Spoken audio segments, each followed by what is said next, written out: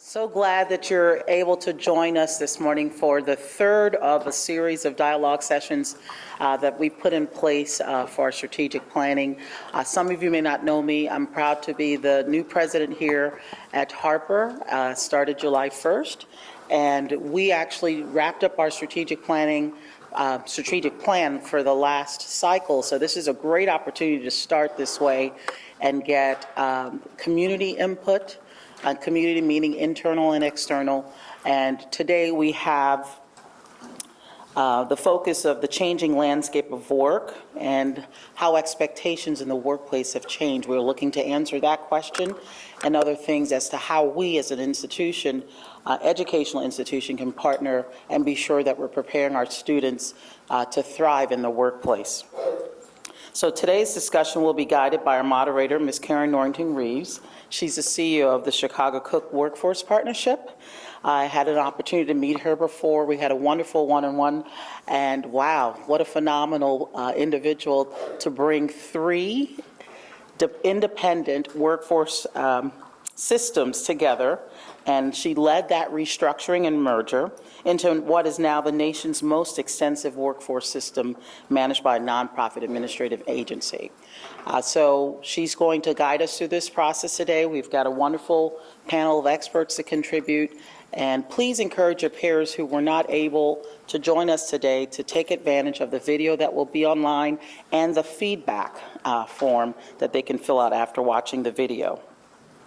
So these sessions, listening to what I've heard thus far, individuals wanted to have input.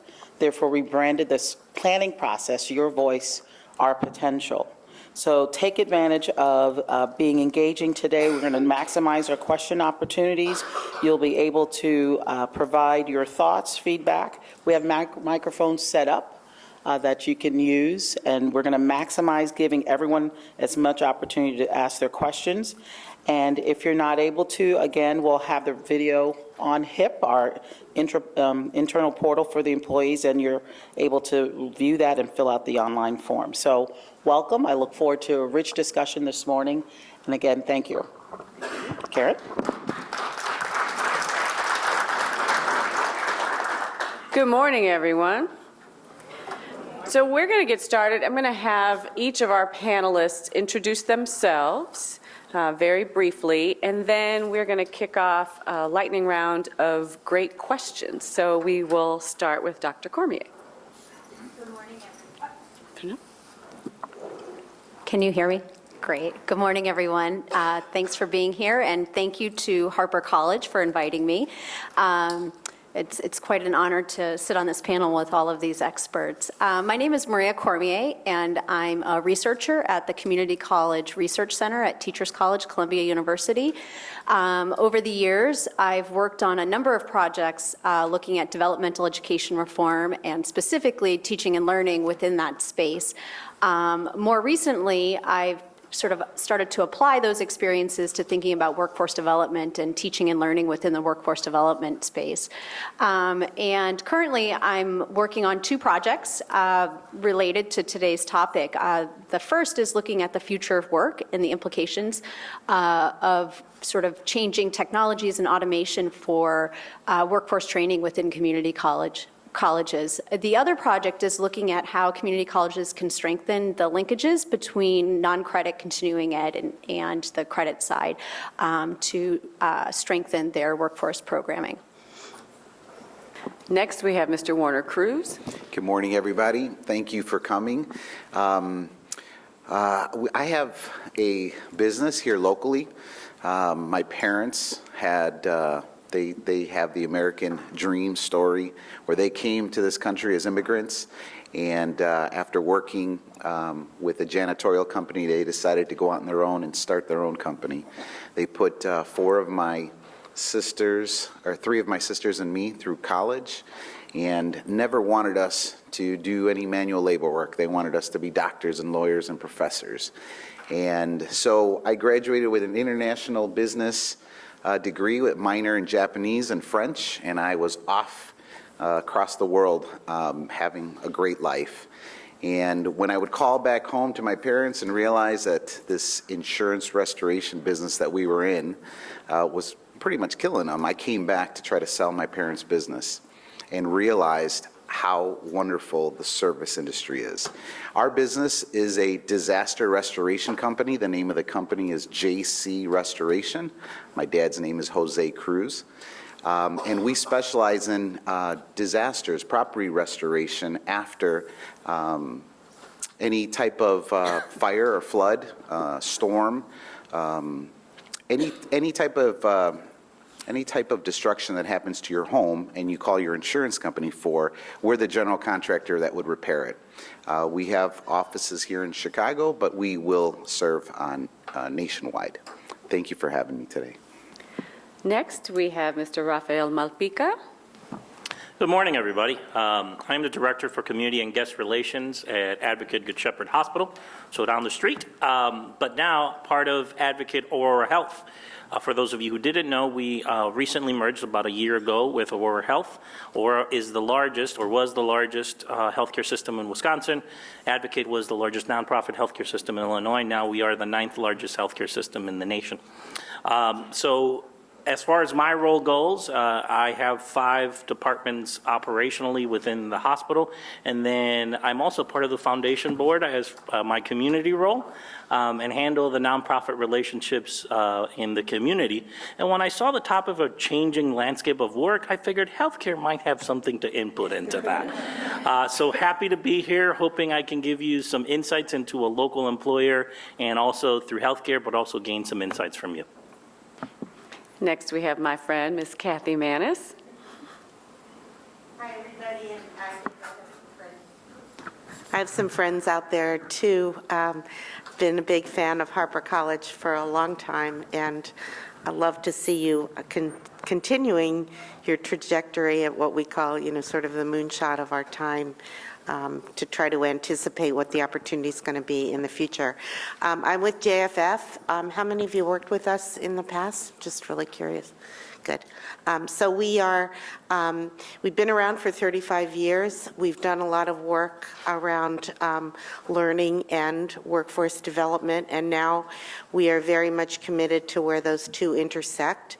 We think of the future of work and the future of learning as one thing, and hope to help find opportunity for people as part of that process. At JFF, we are always looking through an equity lens. This topic is particularly relevant for me and for us because we're looking at the impact that it's going to have on people most likely to be left behind, and to make sure that they get, rocketed forward also in looking at what the future can bring. So really happy to be here and to be among friends. And last but not least at all, Mr. Jim Nelson. Well, thank you, Karen. I appreciate the introduction. My name is Jim Nelson. I'm Vice President of Education and Workforce Policy for the Illinois Manufacturers Association. We are the oldest manufacturing association in the nation. Last year we celebrated our 125th anniversary. So we've been around the block a few times. We're not going anywhere. In my role at the IMA, I also operate as Executive Director of the IMA Education Foundation, which is a 501c3 that really focuses in on education policy in the K-20 system. I'm a appointee of the Governor's P20 Council. I serve on 3 committees there. In addition, I serve on 2 committees of the State Workforce Board, dealing with college and career readiness as well as apprenticeships. So most of my time is spent in my car, traveling and working with over 100 high schools and 40 of the 48 community colleges in this state. I started my work right here at Harper College with Maria Coons and Dr. Ender at the time, and just a terrific faculty. And discussions like this are incredibly important to continue to move not only the community college system forward, but also move the world of work forward and meet the challenges that are piling up every day. So looking forward to this.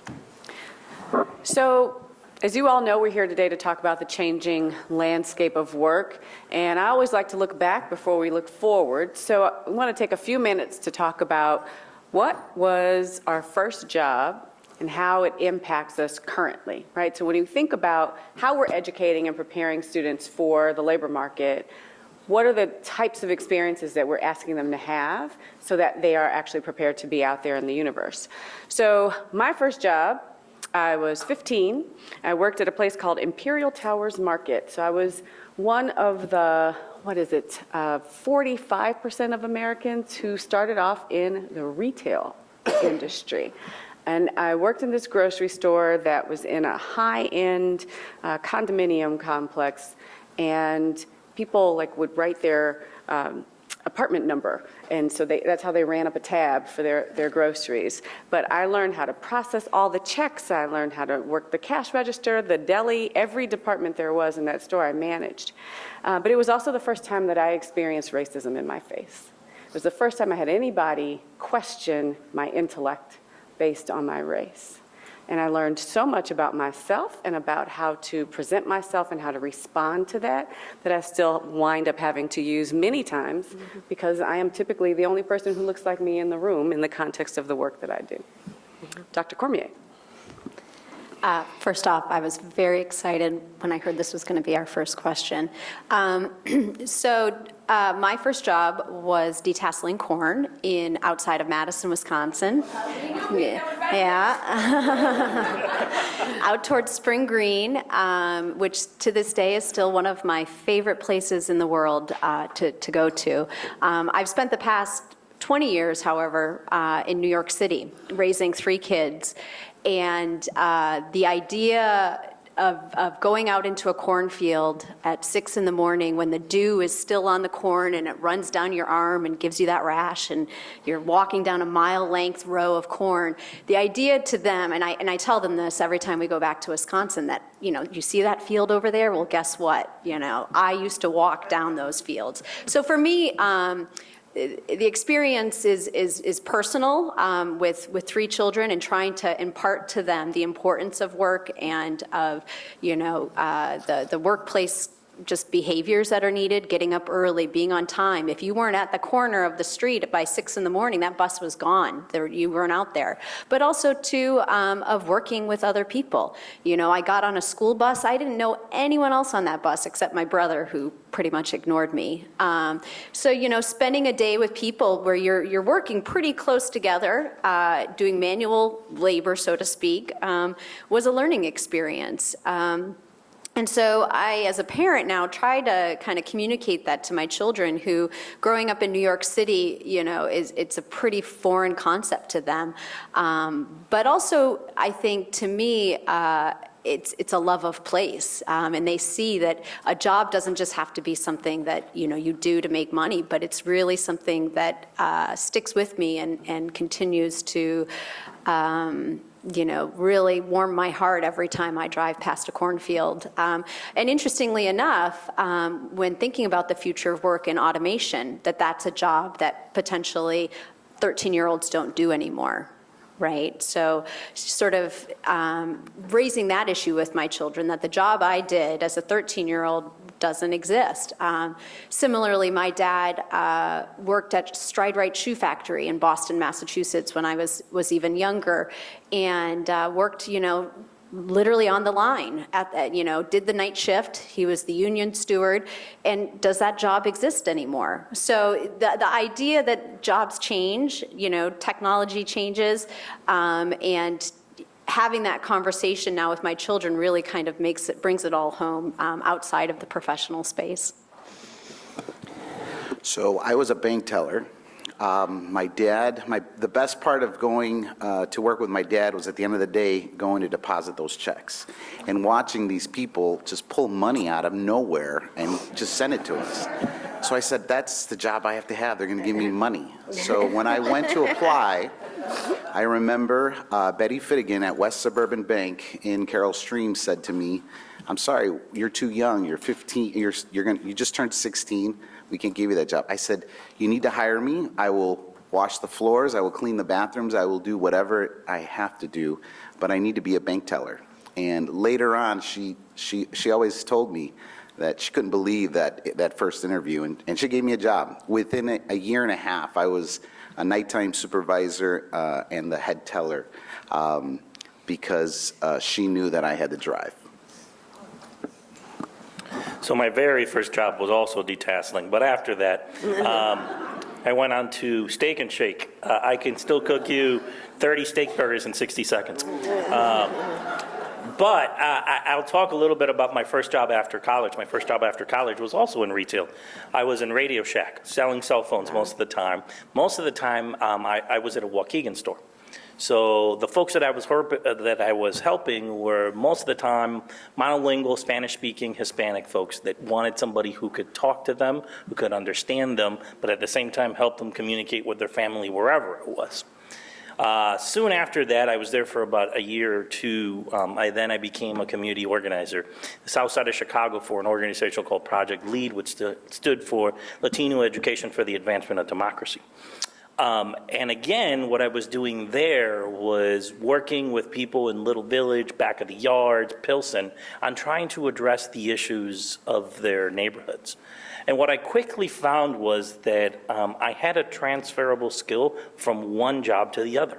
And that was my language skill. Not only that, but my cultural skill, where I could connect with people in a way that perhaps they didn't feel comfortable with connecting with others before. And I think that that's something that's going to be crucial for us moving forward, something that is specifically from a hospital perspective we're looking for. That person that could perhaps connect with, with our patients in a better way because they perhaps can speak to them in their own language or understand their culture a little bit better. So I worked at a florist, and I loved my job. And I wasn't, I was there pretty much, to sort of clean up and whatever. But I apprenticed myself, I think this might have been where I learned the value of apprenticeship, to one of the floral designers. And he worked with me and taught me how to arrange flowers. So if any of you are getting married or something in the future, I'm pretty good. It's a skill that I've really loved having because it was creative. Flowers are so beautiful, and I hope they're not going to be automated in the future. They probably will to some extent, but and I hope that the art of arranging flowers won't be automated either. I mean, it taught me the value of creativity, and I think in my life has shown me that there are skills that people have and perspectives that can really help enhance the world. So I think about my first apprenticeship and how it's grounded me and continued to ground me and given me some both perspective and skill that I could be proud of. I kind of have a choice of first jobs. It was either a paper boy or, that's how I bought my bike. But at the same time, my first real job where I got an hourly wage instead of a per paper and you collect the subscription every week, that first job was at Dog and Suds, which was a drive-in. And those of you with gray hair will remember Dog and Suds. Those without, probably not. It was not a dog wash. It was No, to eat. it Yeah. was a hot dog and root beer was their big thing. And to this day, I've never had another glass of root beer because I had to make it. But anyway, you started as a car hop, no matter what you ended up doing there. You started as a car hop, waiting on people and taking their orders for 65 cents an hour, because that was the tip wage in 1968. And then if you moved inside to become a cook, you were cooking people's meals for $1.35 an hour. And so I learned short order cooking and like I said, making root beer and other things. And that grew into a lifelong enjoyment of cooking. And I think part of that rubbed off on my son because he's now a chef in some of the best restaurants in the world. He's worked for Jose Andres, for Wolfgang Puck, and other top drawer chefs. He's cooked at the White House a few times. But anyway, the transferable skill I got out of that was that I learned very early on that showing up on time was late, and that I needed to come with a optimistic viewpoint because, you know, slinging fries and burgers and hot dogs all day isn't the exact panacea that I thought it was going to be. It was hot, it was sweaty work, it was, you know, we actually made our own pickle relish. We sat there and chopped pickles for hours. But that's the way the owner of the place wanted to do it, and by golly, I can still make pickle relish if you absolutely insist. The thing is that in every job that I've ever had, I've always had that foundational element of work value that I gained from Jim Valentine's Dog and Sons in Geneva, Illinois. And that has carried me through a lot of times in terms of those days when I wake up and I really don't feel like doing much, and I'm on what I understand now is the Harper Standard Time of showing up at 8:07 for an 8 o'clock class. It's things like that, you know, when I was in college, I was a radio and television major, and our mantra back then was you don't show up at 9:05 for a 9 o'clock newscast. Right. So that also drilled into me. So, you know, when my kids were growing up, it would drive me crazy when they weren't ready to go on time, or, you know, things like, it's the little things that I learned early in life that have carried me in every job I've ever had. And I think that's one of the reasons why I'm doing what I'm doing now, because when Greg Bays, the former president and CEO, asked me to take on the Education Foundation, and I said yes, and we knew what the strategy was. We looked at each other and almost simultaneously said, do you realize how much travel this is going to entail? And I think I can tell you honestly that in 10 years of doing this, I've been late to 2 meetings. But that takes a lot of planning, and that all started back at Dog and Sons. Yeah, and intentionality. So I just want to round up some of these things before we dive deeper into our questions. So what I heard was creativity. I heard boldness. It was really bold for you, Warner, to stand up there and tell her to give you a job, right? I heard connection to others. We heard tenacity, rising to expectations that have been set, optimism, work ethic, punctuality. And so all of those things are what I typically refer to as intrinsic skills. Those are intrinsic values that you have. You either have it or you don't. And so the question becomes, in the context of a community college who's got this mission around education and around workforce development and preparedness, how do you view the college's ability to teach these skills that we know employers want to see? And how do we teach our students to be flexible and to adapt to the changing landscape? So this isn't for everybody. One or two of you jump in and give me your thoughts on that. I'd love to hear it from an employer perspective as well as from a college perspective. So I'll give you, my quick answer. If there is one class or one skill that I wish that every single one of my employees in healthcare would have, is change management. It is constantly changing, and having to, while you're going through that change, also teach your people how to handle that change is very difficult. You're also trying to teach that in a very high stress situation that impacts people's lives. So I'm not sure if I'm addressing the question like exactly how you're asking it, but if as educators we're not already teaching our students that, they're going to be behind when they get to the workplace, because at least as an employer in the healthcare industry, and I think pretty much everywhere, the one constant is change. And we need to teach our students, you know, and our workforce how to manage that change, how to go with it. It's different for different people, but at least have some tools to say, okay, I remember this class. These are some tools that I potentially could use to help me through this change and continue doing, you know, performing my job at a top level. I think change management is critically important, as well as time management, in terms of how do we get the things, all of the things that we need to accomplish done in a timely and efficient manner that still maintains high quality.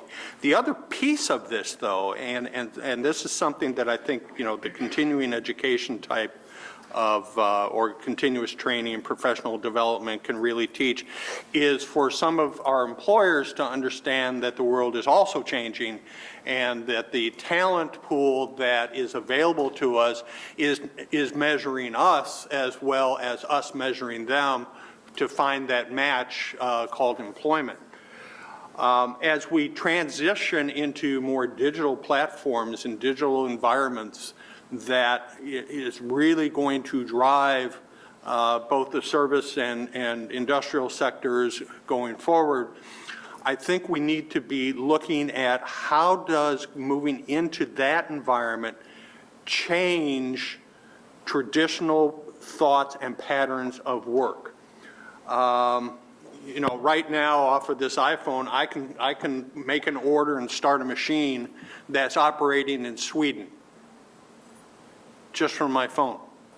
So I don't necessarily have to be in the office. You know, I do conference calls. I actually do video calls from my car. Not while I'm driving, but you get the idea. So it's, Melissa just went. So you know, it's incumbent on the education sector, on the business sector, that to understand that as the world changes, some of the prerequisites that we've always thought were cast in cement are really set on quicksand. Kathy, I see that resonating with you, nodding your head. You want to jump in? Sure. I think if all of us that have looked at what have been called soft skills, I actually like human skills now, because they will be juxtaposed around things that humans can't do or can help do better if they have technology support. But I think we're redefining what those are. And so if you ask employers what's the most necessary skill that people need to have, it would be, right, communication, right? But what does that mean now? I mean, communication means being able to text fast on your phone. It means knowing what Slack is. You know, I'm way cool because I can Slack.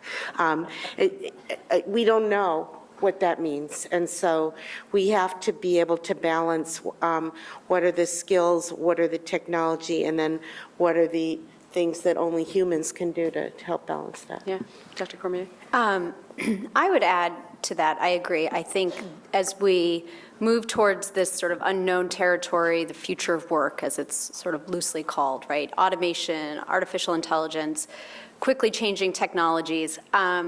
It's kind of raising this tension that's probably always existed, but it's really, I think, casting a sharp light on technical skills and these what people refer to as general skills.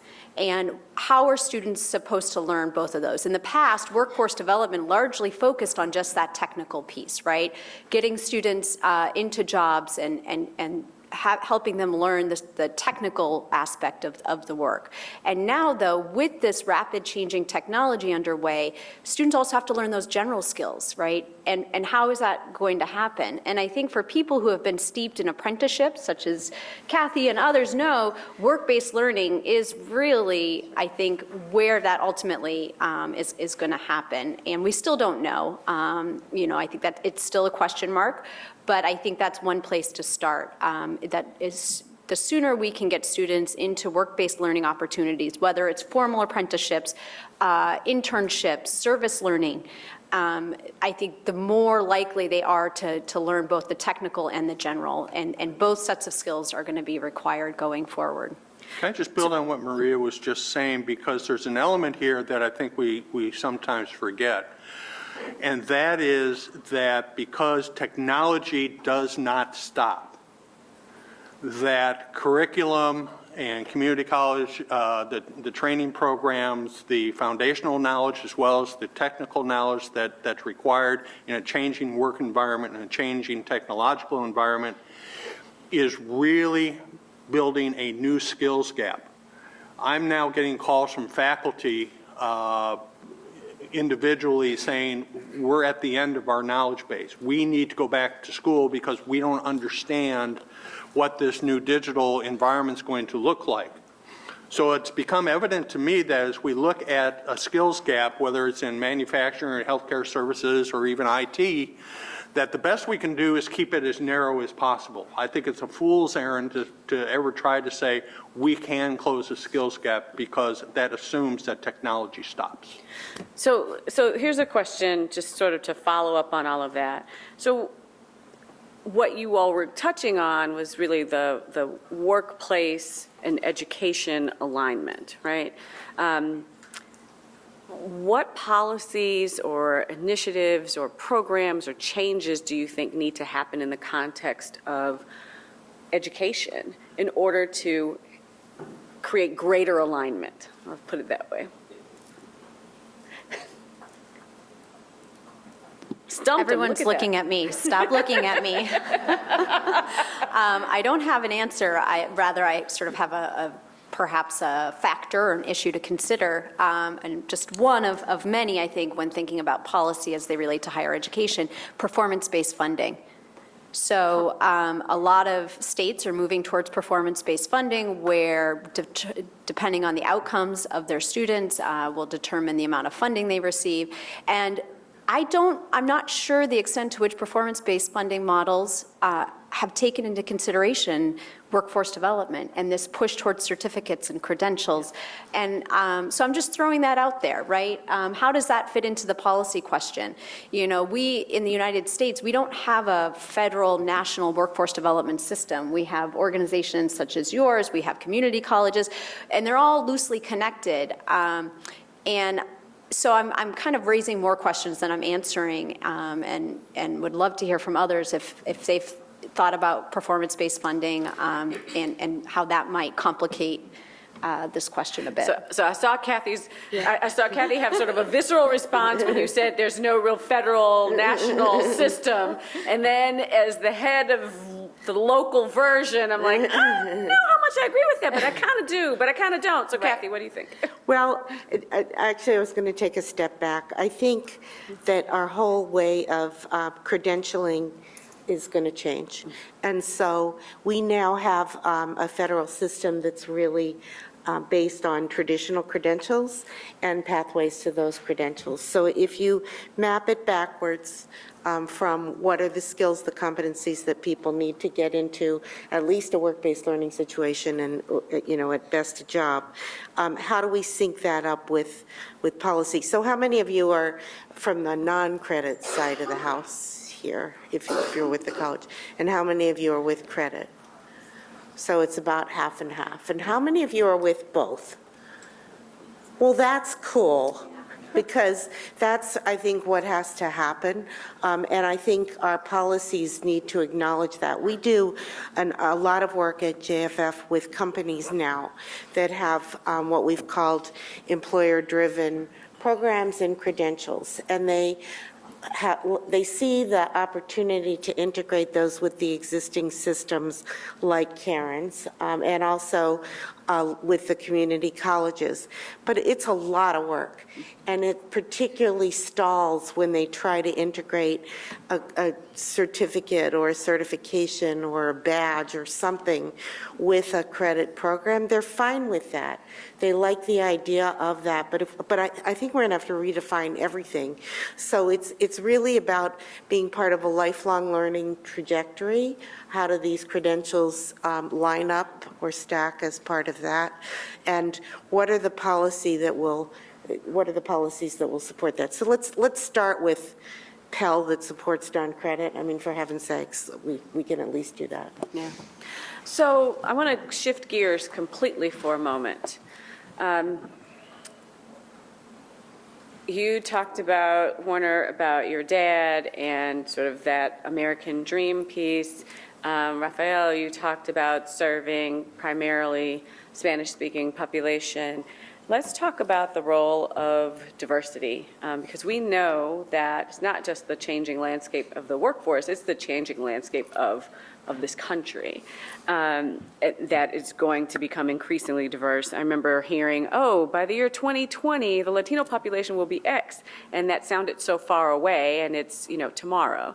And so here at Harper College, there's an emphasis on world cultures and diversity. There's a graduation requirement, actually, to help prepare students for being in a global workforce, competing in a global economy. So what real-world value do you think a graduation requirement like that has? And I would give the other side, what do you think the implications are for folks who don't have that as an emphasis within their educational curriculum? A couple weeks ago, I took a tour of the college. I was so impressed with all the different departments. I was into the HVAC section, into the nursing section, the real life examples of real world stuff. And it's real world stuff. In being in the construction industry, when we had a project once on the Willis Towers, and the HVAC room there's a sample here of, looked like the room where we had to deal with HVAC in that building. So it was real world stuff. We talk about what the college needs to do to prepare the future of America. For me, I run a company with primarily Latino employees. To me, cultural sensitivity is what I teach my managers. The reality is we still have discrimination in this country. The reality is we still have to have salespeople that are embraced by the majority of our clients. But the Latino workforce is the majority of our company. And the way to lead a Latino workforce is understanding their culture, knowing thank you, knowing how important recognizing somebody's birthday is. This morning when I pulled up here for a half hour, I reached out and I called. We have 4 people that are having birthdays today. I reached out and I called them and said happy birthday. That means something to them. And I think it means something. You don't have to be Latino to appreciate that. I think that knowing that a leader of your organization or a manager recognizes you as a person, and we run a pretty big operation, yet there's nothing more important than acknowledging your employees on a special day like that. In walking around the campus, I grabbed a flyer for a trip, a foreign quarter to Panama, and I mentioned to the group that we were walking with, I said, this is what's key, in my opinion, to attending university or college. The ability for students to be able to go and experience a foreign quarter and to learn a culture that's outside of their day-to-day stuff, to realize how difficult it is to communicate with someone that you may not understand their language, or if you do understand their language, to learn more about the culture that you're visiting. We sometimes think that America revolves around us, and we need to get, in my opinion, out of the mindset that we revolve around each other. The current political landscape is pretty volatile. I think that the more we encourage our students in the future to open up their eyes and experience other cultures, the better they'll communicate, the better they'll get along with coworkers and managers. And as much as it's important to be able to turn on a piece of equipment in Switzerland by your phone, that personal connection, especially in the service world, is never going to change. We still need to connect with our clients. Yeah, I would totally agree. And from a business perspective, it just would make sense. From a healthcare perspective, yes, we're going to still have to teach nurses how to put an IV in. absolutely understand. But I think what's going to be more critical is how do we treat the people that we're putting the IV into? That compassionate care. And compassionate care comes from connections. So those human skills are really what I feel are the key to success. Because as we talk about the future of the workplace, some of the reading material that we did before this, we know that you're going to change jobs a lot. And you're going to have to be able to identify what are those skills that perhaps I'm going to be able to take from job A to job B. And that connection, that human skill is part of that. And as far as addressing specifically having at Harper a World Cultures and Diversity graduation requirement, that to me as an employer also adds one more skill that I feel that we all should have, and that's curiosity. Whether you're part of that diversity world or you're part of a particular, organization that you feel like I can align with these folks, I actually love the folks that aren't part of that and just come and say, hey, I want to learn. Because that's something that in our workforce, you're going to have to do over and over and over. So one of the questions I ask in every single one of my interviews is, what was the last thing you geeked out on? And people look at me like, what are you talking about? But what I'm trying to grasp is that enjoyment of education, of knowledge, that I want to learn something new. So that to me is a huge skill. And to give you just an example that we're doing with Harper, we just started a bilingual healthcare career scholarship.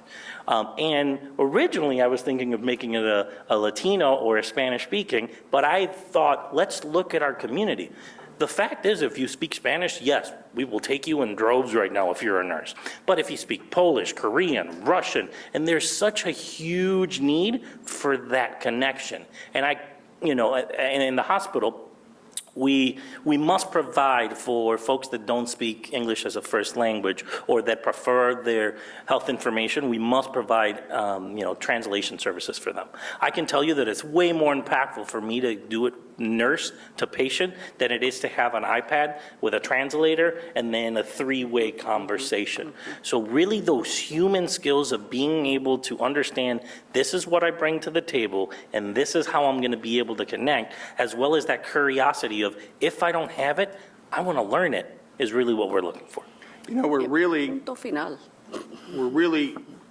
in the middle of a very interesting time right now, because according to the Illinois Department of Public Health, by 2025, our total available workforce is going to shrink in Illinois alone by 337,000 people. The baby boom generation did not have the same number of babies as our parents did. We don't see families with 8 or 9 kids anymore. We're lucky, a family of 3 or 4 kids is huge these days. So, and the generation coming up, those who are currently age 0 to 20, that's also going to decrease by 3%. The only population that's growing, over 65. So that's going to put a lot of pressure on not only the workforce, but also on wages. It's going to put, and I don't know how to interpret that in terms of this question of equity and understanding multiple cultures within the work environment. I don't know if it's going to be a plus for Hispanics, Asians, American Indians, et cetera, or if it's going to further emphasize any, the barriers that are already there. I think time will tell, but I do know that there is going to have to be a concerted effort to keep people in the workforce who would normally retire at age 65 or 66, to keep them longer for 2 reasons. Number one, there's not, in June, this past June, there are 1.6 job openings in the U.S. for which there was no person to fill that job, just based on population numbers of people, not population of people looking for work, just the available workforce. We're already 1.6 million short nationally. So this is a problem that's going to continue to escalate through at least 2025, and I don't see a remedy for it on the horizon. So it's really going to be, what do we need to do to remove barriers so that particularly women or others in non-traditional occupations find a home, say in manufacturing, say in restoration care, or, other occupations that are generally not occupied by women. So let me jump in here. We got a few more minutes before we switch to questions from our audience participants. So I want to make this big shift, right? So you just talked about the aging workforce. First of all, let me say to both of you gentlemen, I was not trying to single you out as the two people of color on the panel, but I appreciate your comments, and I, they really resonated with me. But the thing that I wanted to shift to, as Jim started to talk, was, so if we've got this gap of available labor force participants, and we know that we're moving into this very high technology age, let's talk about automation and how that impacts the workforce of tomorrow.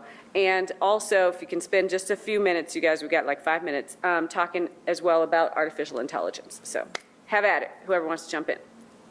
Kathy, you look like you wanted to say something, but. Want to say something?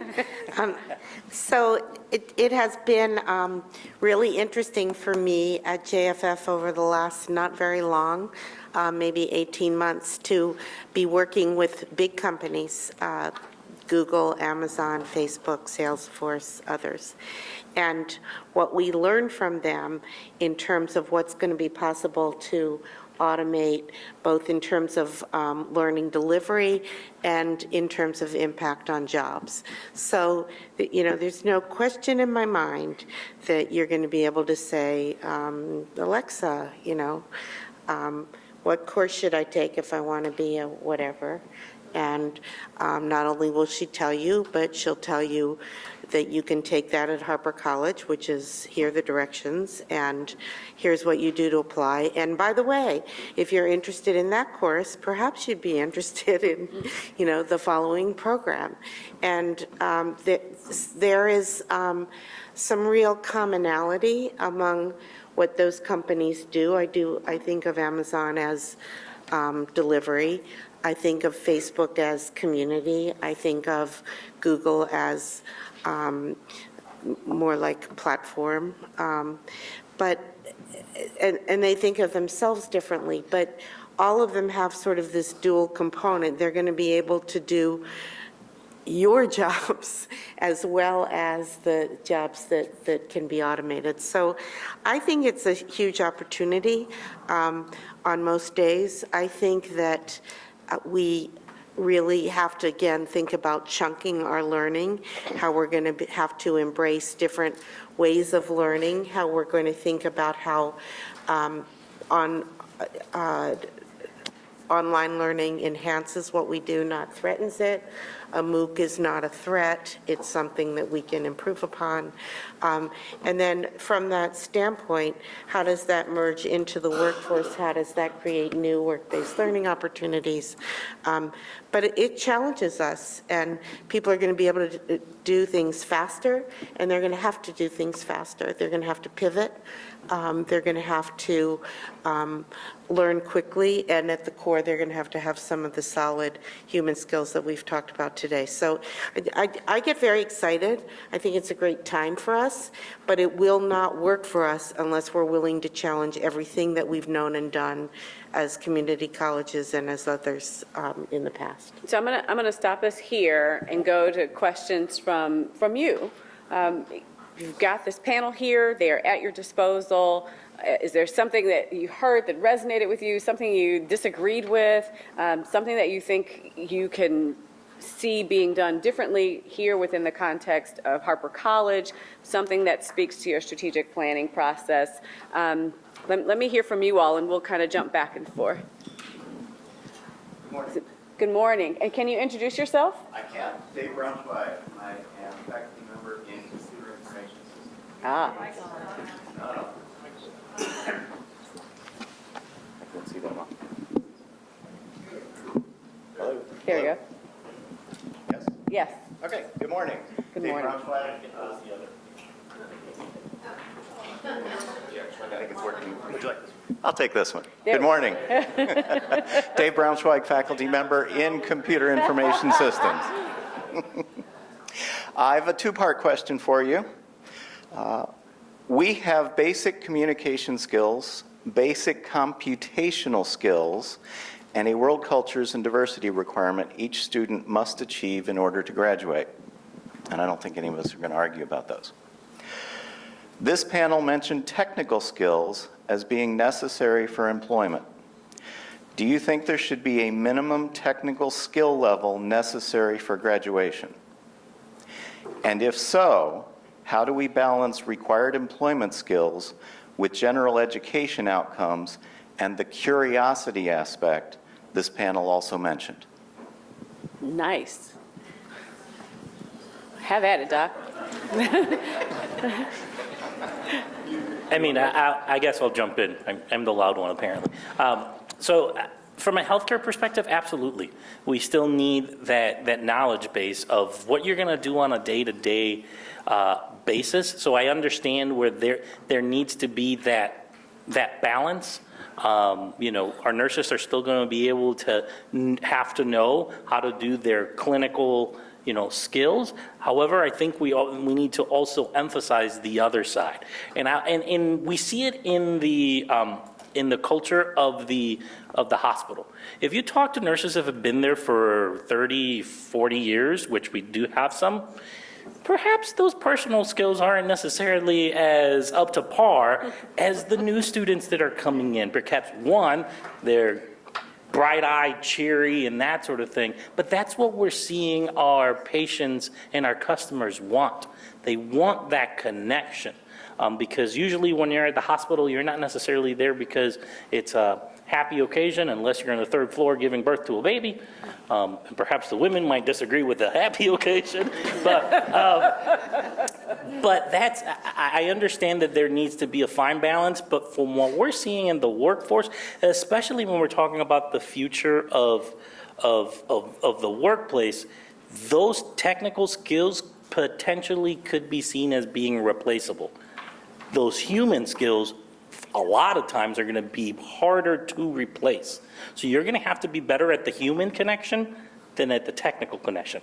Not to say that you don't need any technical skills. So I think there's also opportunity here. Yes, I think basic technical skills should be an expectation.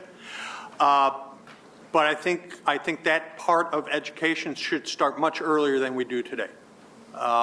We should really be building a system that really contemplates how do we get somebody from preschool through college and into lifelong learning. The interesting thing that I think raises, and part of it I think is going to be driven by this lack or the shrinking talent pool, is the opportunity to look at various occupational clusters and say, what are the common denominators that need to be taught if I'm a manufacturer, or if I'm in healthcare services, or I'm a service technician to operate a mass spectrometer in a hospital. Because there are common denominators, and we tend to overlook those things simply because, well, nurses need to know how to, you know, load the sample and push the button and read the result. The technician has to understand that, you know, the data that I'm reading means that we're getting an incorrect result here, but I don't know what the impact is. And the manufacturer has to be able to change the quality components of the machine so that that problem doesn't happen again. So all three of these have input into the same system, which is ultimately that machine, but how it's built, how it's maintained, and how it's used, there are some common denominators that we can build off of, and I think part of that is understanding computer sciences at a much earlier age so that kids understand multiple pathways that are available to them, not just a single pathway that, you know, mom or dad say, this is the direction you ought to go. Thank you. Gentleman here, and your name? Good morning. Mark Brzezinski. I'm in workforce development here at Harper College. And one of the things I'd like to hear your thoughts on is kind of the changing sensibilities about work as new generations come into the workforce. Right now, pretty much baby boomers and Gen Xers are in control of the workforce because we're the leadership. But that's going to change as new generations come up. And as new people come in, they have different thoughts about life-work balance and the relationship between employers and employees and the gig economy and all that. And how do you think that's going to change the workplace? Just your thoughts. Oh, my gosh. All right. Me again. All right. I think part of what we'll have to see is a little bit of what we've talked about, teaching students that the idea a lot of times of that linear track is kind of gone. That the workforce and the landscape of work is changing so much that you're going to hop around. So I think and I think the new generation is used to that. And we're seeing that trend through in our workforce, where usually about the average, in some companies is about 2 to 3 years, and then you go on to your next. I think we need to teach our students that how can I move from one place to the other, keeping some of my skills, but perhaps now using, and part of what, when we talked about AI and that sort of thing, technology, at least as I see it, a lot of times is an enhancement. So to give you an example, Da Vinci Robotics, it gives us a huge opportunity to be more accurate, but it didn't take away the surgeon. And to give you a real life example that's happening right now, our system, Advocate Aurora Health, the Aurora folks were on this Epic platform. For those of you who have been in healthcare, I see your heads nodding. It's basically a patient information tracking system. Well, all of Aurora now is going to transition to that same system now. So rather than me having to call Green Bay, Wisconsin to get the information that hospital had, now I can just press a button and you have it in an entire system. So that's going to be convenient for you as a patient, but the reality is it probably impacted some registration folks in some of our sites somewhere. Right. So what we need to see is that, okay, it impacted me, how can I take the skills that I already have to go to the job that thing created? So I think that's part of what we're going to have to see is that, okay, it's not this, I'm going to go from this point to this point to this point to this point, that it's really going to be kind of a windy road, but you need to figure out what are those skills that I can bring from one place to the other. Yeah, it's a great question. I actually think the millennials are in charge, but that's because I have 2 of them, and they tell me that every day. I think there are 2 things to consider. One is, if we rethink what the Gen Ed requirement was in the platform, what is the most effective way we could give people sort of a foundation or a platform on which to be able to pivot and move around? And that is a different approach than we've had in terms of, reading, writing, whatever analytical kinds of skills that we've had. And it's not quite soft skills, it's something in between. So I would challenge Harper or anybody else to sort of come up with what that platform is. And then I think we also have an opportunity. So Nick Pinchuk, who's up the road here in Kenosha at Snap-on, he talks a lot about the dignity of work.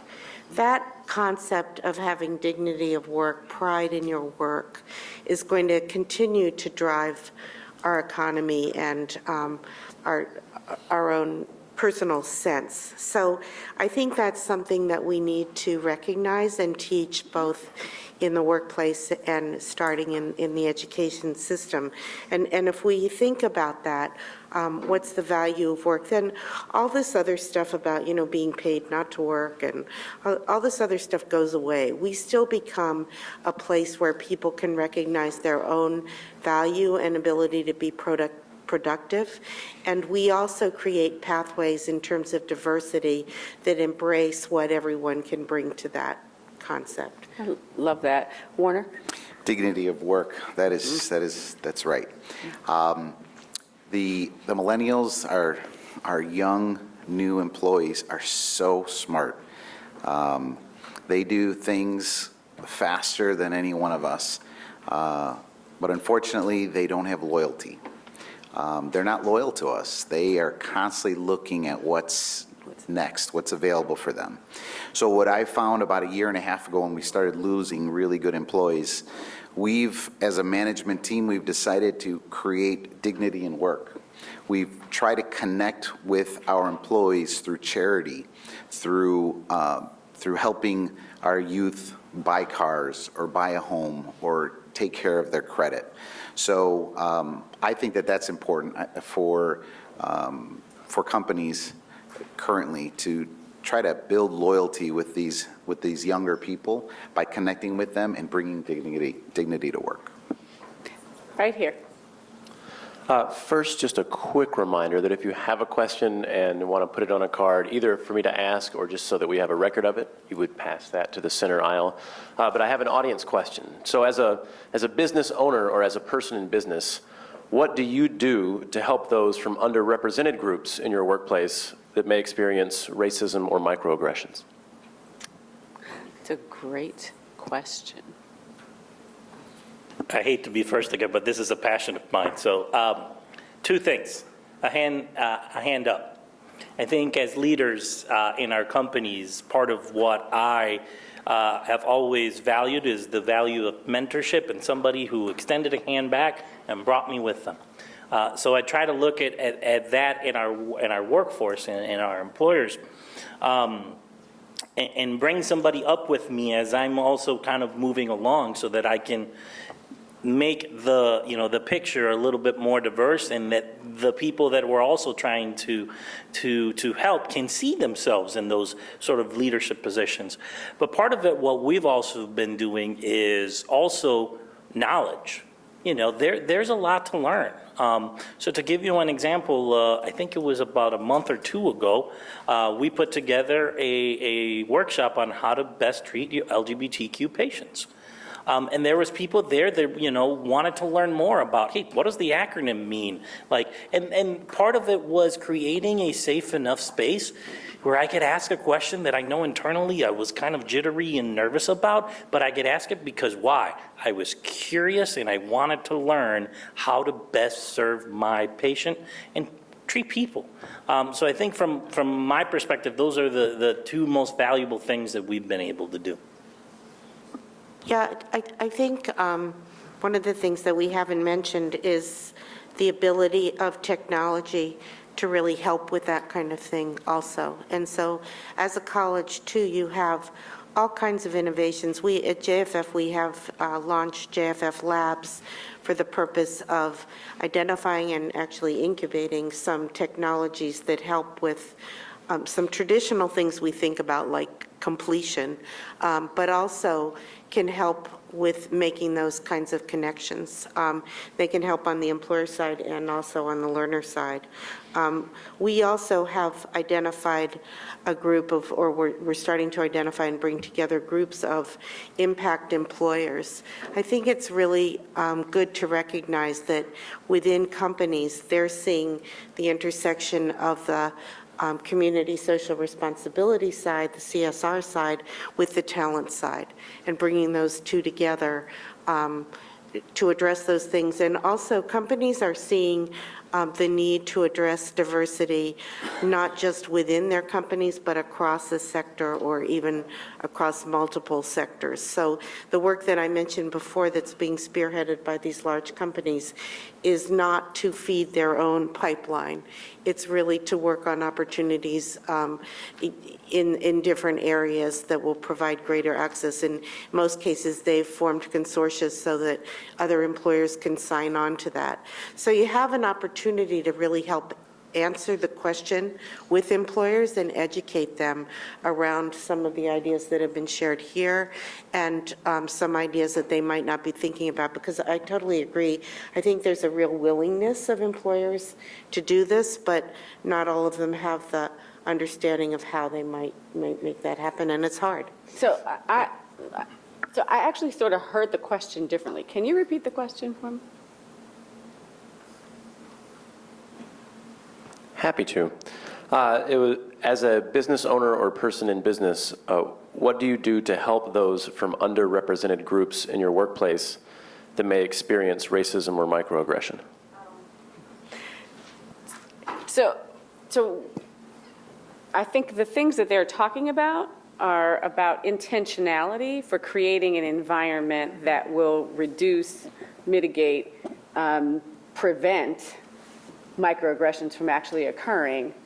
But I think the question is also like, what's our responsibility on the other side? What's the onus on us to address that? And from my perspective, the only way to address it is directly. I think you've got to have the education, you've got to create an environment that does not tolerate it. But by the same token, I love the concept of really, because you were talking about, you've got nurses who, have been there 25, 30 years. They may not be familiar with the nomenclature around the LGBT community or how to address someone who does not want to be called by the traditional pronouns, right?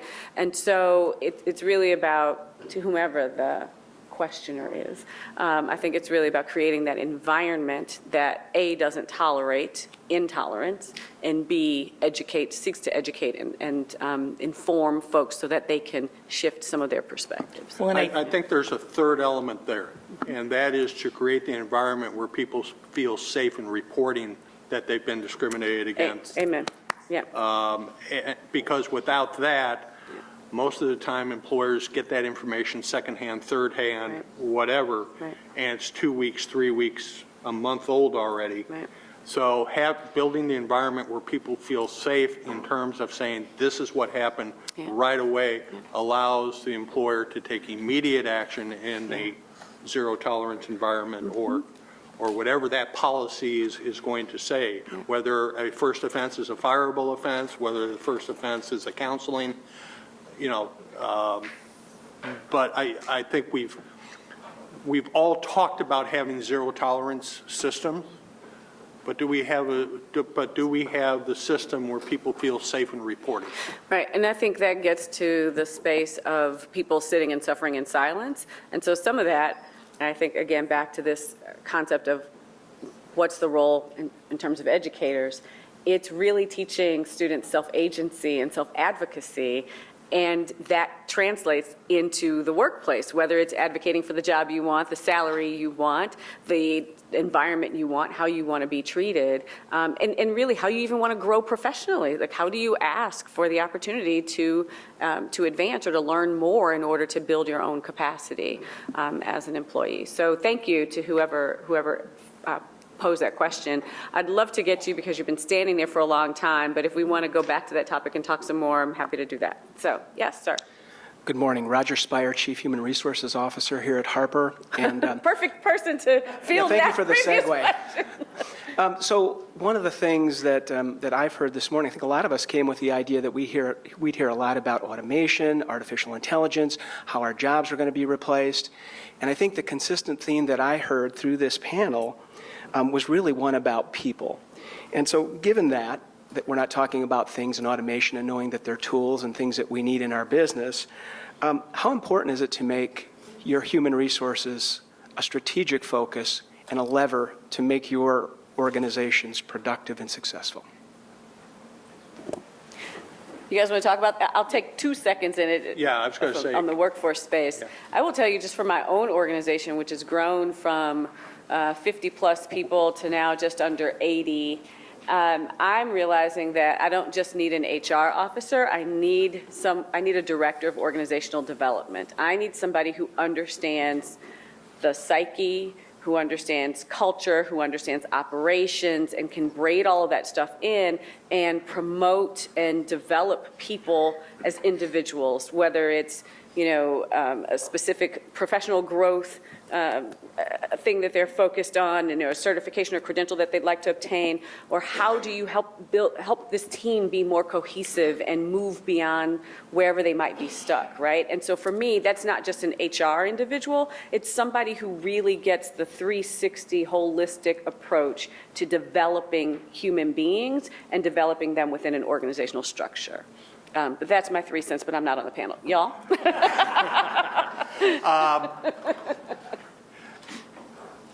The HR function is going to have to be more strategic, absolutely. If we're looking at a shrinking workforce, we're not so much looking at people being replaced by machinery, but the scope of work is going to change more from the manual labor type of situation to understanding what machinery is telling them and making adjustments, et cetera. In this environment, I think HR managers have to look at their current workforce, and any HR manager that's worth their salt can tell you that in 2019, we're going to have 5 guys retire. In 2020, it's 2, but in 2021, we're going to have 12. And we need to start planning to train people to step into those jobs seamlessly as we go forward, because the option of just stopping and pulling your best people off the line to train new people, or best people off the floor to train new nurses or what have you, those days are pretty much gone. So I think the world of apprenticeship is really a viable and attractive alternative.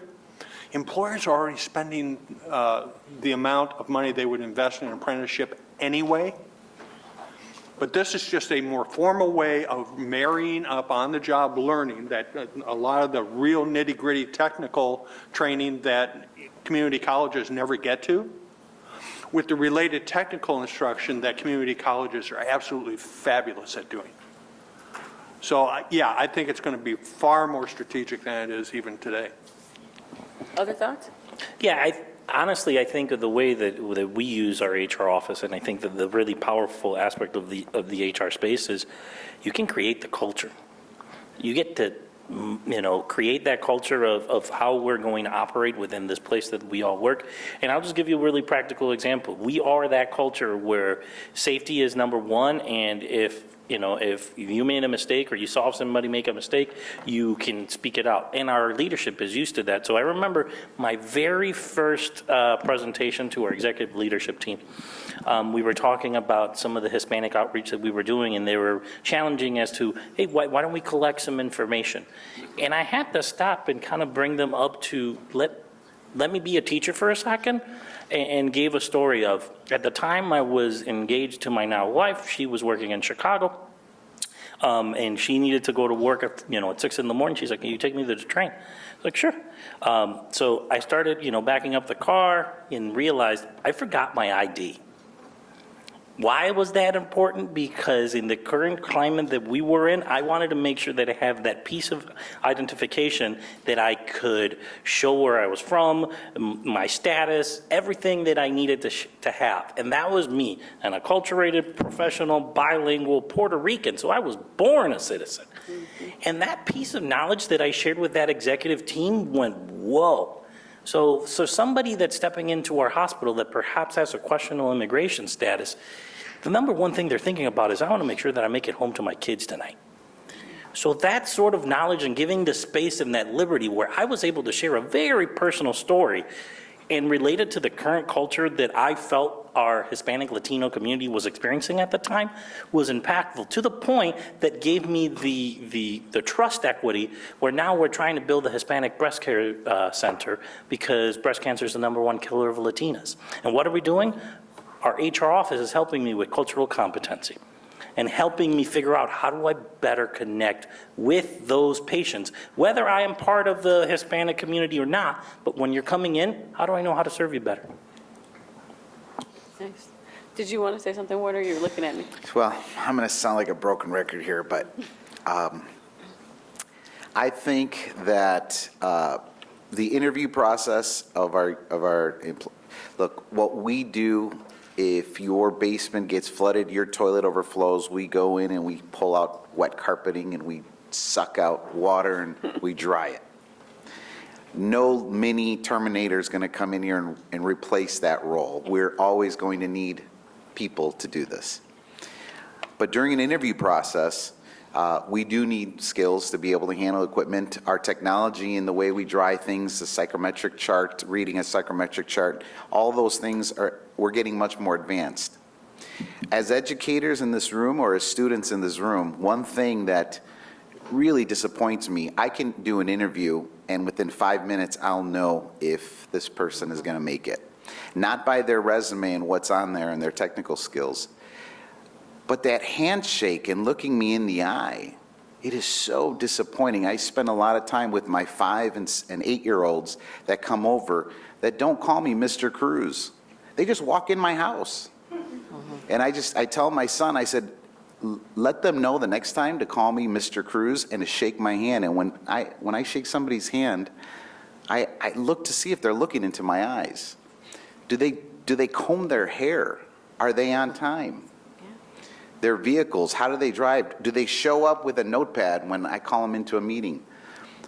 Those things are so basic, and I think that as educators or as students, those are things that it's our responsibility to get this youth, these really intelligent young people, to remember. Those things, to me, those skills are just as important as the technical skills.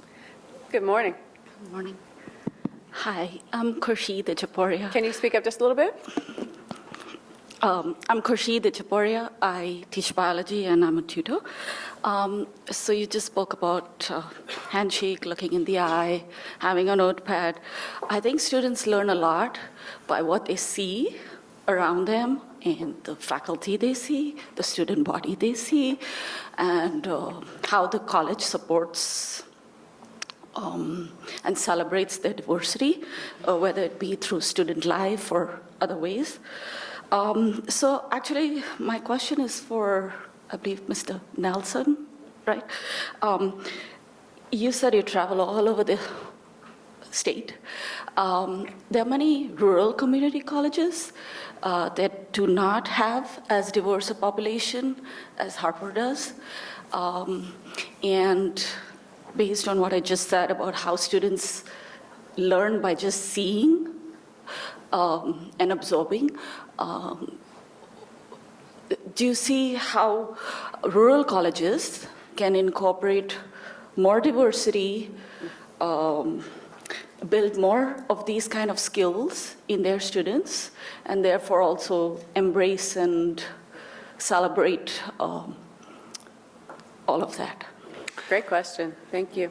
That's it really is a great question, because when you get into very rural areas like Southeast Illinois, Illinois Eastern Community Colleges, the 4 campuses down there, there is a growing Hispanic population down there, so that you know, they are getting some practical, personal experience with other populations, but nothing like Harper College or Triton or city colleges. And I think it makes a challenge not only for the students to learn that, but for faculty to teach it. Because you know, we know that the best retention is immediate implementation. And if the opportunities to have those conversations, to have those experiences with people of the Muslim faith or people of color, or, you know, just even women following the Me Too movement. I mean, the thought processes today are, I think, totally different than what they were even 10 years ago. And, you know, it's not the easiest challenge to meet when you don't have the resources right there to be able to do that. I mean, do we do some student exchange, faculty exchange between the colleges so that students and faculty can come to Harper, can come to city colleges and get that experience for a semester? I mean, we have international studies. Why don't we have diversity studies along the same? That just popped out of my head, but It's a good one. Keep Very it. good. I better write that down now. Dr. Proctor's listening. Oh, We have. Karen, can I pick Sure, up on go that ahead. just for a minute? So I thought it was a great question. Along with everything else that we're doing, I think we have to redefine community. And I'll give you one example. We're doing some work down in Arkansas with Tyson Foods, chicken people. And they have 120,000 employees, I think, and a majority of them are Syrian refugees who ended up in Arkansas. And I think in their population, they have about 60 languages spoken. So how do you do that? I mean, that's, to me, pretty much the worst job in the world, if you have to pluck chickens. And it's possible that that will be automated, and then they would all lose their jobs because robots will pluck the chickens. So I think right now the robots do a certain piece of it, but then the humans have to do the rest, and it's just not a site visit I want to do. So how do we do that? And then also, where do these people live? How do they eat? What do they do about childcare? What do they do about taking care of family members? I mean, it's a whole different way of looking at culture and community that some of these companies face. And to their great credit, Tyson's putting in an academy, an upward academy for these people. But we need the colleges to be really thoughtful around what a non-traditional student is and what a non-traditional community is and how we serve those people. And it's a balance, because we say diversity, how are we going to treat everyone equally, create a level playing ground, but in the meantime, how do we accommodate the special needs of certain populations? Yeah, Dr. Cormier. Yes, just to build off, one thought that's been going through my head today, we haven't talked a lot about advising, student supports, the non-academic supports that students need. And typically, at least, in my world at CCRC, we tend to always relegate that to the credit side of the house, right? We think about it, there's all these really promising reforms to advising and student services. But I think we also need to think about it, to Kathy's point, what does that mean in workforce development space? What would advising look like? What would it look like to provide the non-academic supports, whether it's childcare or counseling or a food pantry, to integrate that more holistically and comprehensively within a college. And again, in the spirit of bringing together the credit and the non-credit side of the house. Why is advising always relegated to the credit side when we know that students who start off on the non-credit side in all likelihood have similar needs? And I think it would go a long way to your point about broadening our notion of what it means to be a community college and serve students across the college. Yeah, and just one more thing on that as a challenge to you all and to Dr. Proctor. How much are colleges going to be willing to work together? Because honestly, food pantries, Amazon can solve the food problem. They could put vending machines on the campuses. So we need, 1,000 community colleges to get together and ask Amazon how to do that. And we still very much approach these things college by college. My patient friend here. Thank you. Joanne Ivory, I'm the Dean for Career and Technical Programs. So first of all, I have to say to everyone that has mentioned organizational development, strategic change management, I did not pay them to say that because I am passionate about those things. Also, I want to thank you for reinforcing the alignment, because there's this misnomer that there is certificates and career and technical program, and there's a lack of a need for liberal arts. So you have reinforced the need that we have to work together, and there is a need, because critical thinking you're going to need every place and in everything that you do. So now that brings me to my question. As within the industry, especially, and we'll just pick on manufacturing because you're here. So within the industry, there is a huge need for employment. One of our challenges is to help employers to understand, to allow the students to complete the program, because they hire them right out of the program before they complete their certificate and or degree. While it's great to get them in the door, they are not able to move up the ladder management and career-wise because, again, they don't have that degree. My question to you, to the panel, is how do we help to better educate employers on the need and the importance of allowing students to complete their certification and degrees so that then you have a much better and a much well-rounded employee? I'm going to jump in real quick. I really appreciate that question, because I think one sort of the elephant in the room we haven't really addressed today is the fact that a BA is still the primary ticket to upward mobility in this country. Whether we see that happening 10 years from now, in this current moment, a BA degree is still going, whether it's in liberal arts or it's in a STEM field, it still is in all likelihood going to contribute to upward mobility, socioeconomic mobility. And so I think your question is spot on, and it's an equity question, right? Because there is, you could imagine, the potential for tracking. Right? If colleges are pushing these short-term credentials and certificates to only certain groups of students, are we in fact tracking students and kind of taking them out of, removing the opportunity for them to go on to get a 4-year degree or even a 2-year degree that would contribute to mobility? And I don't think, certainly I don't have the answers to that question and that dilemma. As you probably could tell, I raise more questions than I answer. Maybe that's the researcher in me. But I do think it's a very important issue that's directly linked to equity and these points we've been making about equity, and really what down the road is going to ultimately contribute to upward mobility. And I think, Kathy, you've raised a lot of important points about the sort of shifting nature of learning in this country. And we really are going to have to rethink what it means to learn and what it means to demonstrate the skills that a student acquires, whether it's in a community college space or a work-based learning program. And certainly there's some examples out there around prior learning assessments and competency-based education. But at the end of the day, there are employers that still value a 4-year degree or a 2-year degree over a 15-credit certificate.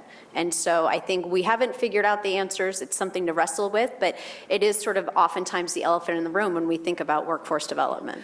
And I'd say one of the challenges about that is that there are employers that still value those degrees, whether or not there is a direct correlation to their impact on that employee's ability to actually do the work, right?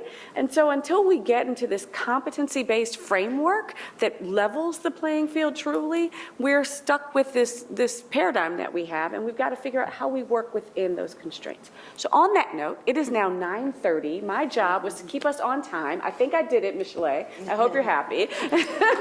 So thank our panelists today. Thank you all for being a great audience. Thank you, each of you.